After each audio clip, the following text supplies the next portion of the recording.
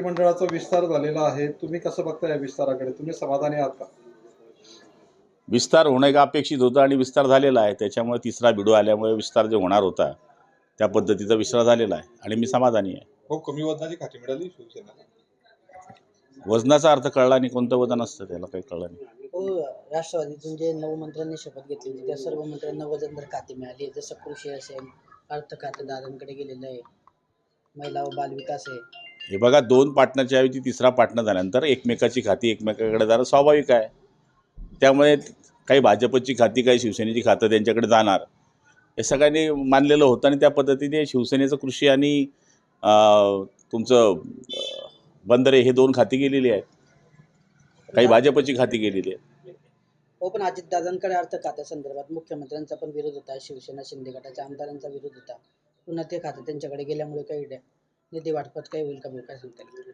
मला असं काही वाटत नाही कोणाकडे काही खातं गेलं म्हणजे काय त्याच्यावर काही विषय येईल असं नाही आहे. शेवटी पक्षवाईज निधी वाटप जर झाला तर या गोष्टीची काही अडचण येणार नाही असं मला या ठिकाणी वाटतं.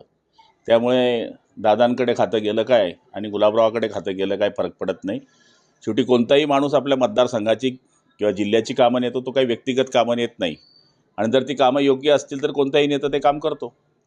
शिवसेनेच्या शिंदे गटाचे जे आमदार आहेत 2 अब्दुल सत्तार असतील, ते दुसरे त्यांचं खातं बदल झालेलं आहे. सत्तारांचं कृषी खातं जे आहे ते इकडे धनंजय मुंडेंना देण्यात आलं आहे.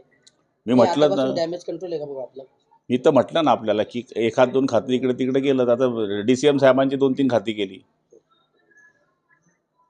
आणि यांच्याकडे सत्तारांकडे जरी कृषी खातं गेलं असलं तरी 2 खातं त्यांना चांगली मिळाली. त्याच्यामध्ये अल्पसंख्याक खातं आहे, पणनचं खातं आहे. त्यामुळे या थोड्या गोष्टी चालणारच आहे. हो, काही आमदार नाराज अशी चर्चा आहे. शेवटपर्यंत टिकेल 3 पक्ष सरकार. मला माहिती नाही, यादी असेल आपल्याकडे नाराजी तर द्या, बघूया. वजनदार खाते जे राष्ट्रवादीला दिली गेली आहे ना, त्याच्यावरूनच नाराजी असल्याची चर्चा आहे नेमकी आता. तुमच्याकडे असेल काही माहिती तर मला तर ती माहिती नाही, कोणी नाराज नाही आहे.